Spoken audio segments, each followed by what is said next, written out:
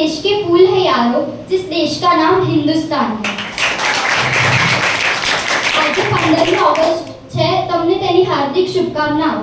આજે આપણે આપણા ભારત દેશનો 78મો સ્વતંત્રતા દિવસ ઉજવવા માટે ઉપસ્થિત થયા છીએ।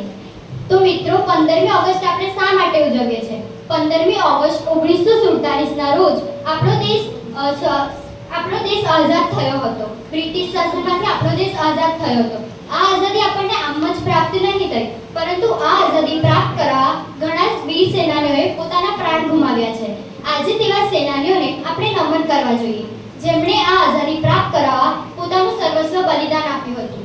આજનો દિવસ આપણને મહાત્મા ગાંધી, સરદાર વલ્લભભાઈ પટેલ, જવાહરલાલ નહેરુ, ચંદ્રશેખર, સુભાષચંદ્ર બોઝ, અબ્દુલ કલામ, લોકમાન્ય તિલક, લાલા લજપત રાય જેવા સેંકડો સેનાનીઓના ત્યાગ, તપસ્યા અને બલિદાનની યાદ અપાવે છે અને યાદ અપાવે છે કે આપણે આપણા દેશ અને દેશના મૂલ્યોને સન્માન આપવું જોઈએ। આઝાદી પછી આપણા દેશે ઘણી જ પ્રગતિ કરી છે। વિજ્ઞાન ક્ષેત્રે, ટેકનોલોજી ક્ષેત્રે, ખેતી ક્ષેત્રે, આર્થિક, સાહિત્ય, રમતગમત આમ તમામ જ ક્ષેત્રોમાં પ્રગતિ કરી છે।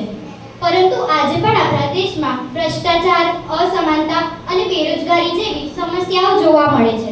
તો આજના દિવસે, આ સ્વતંત્રતા દિવસના અવસર પર આપણે બધા મળીને પ્રતિજ્ઞા કરીએ કે આ બધી સમસ્યા ઉકેલવા આપણે આપણો પૂરતો પ્રયત્ન કરીશું અને આપણા દેશને વિશ્વનો સર્વશ્રેષ્ઠ દેશ બનાવીશું। આપણે આઝાદ છીએ, આ આઝાદી ક્યારે છીનવા નહીં દઈએ, તિરંગાને શાન ક્યારે મીટવા નહીં દઈએ। જો કોઈ આંખ ઉઠાવે હિન્દુસ્તાન પર, તો તેની આંખોને દુનિયા દેખવા નહીં દઈએ। અસ્તુ।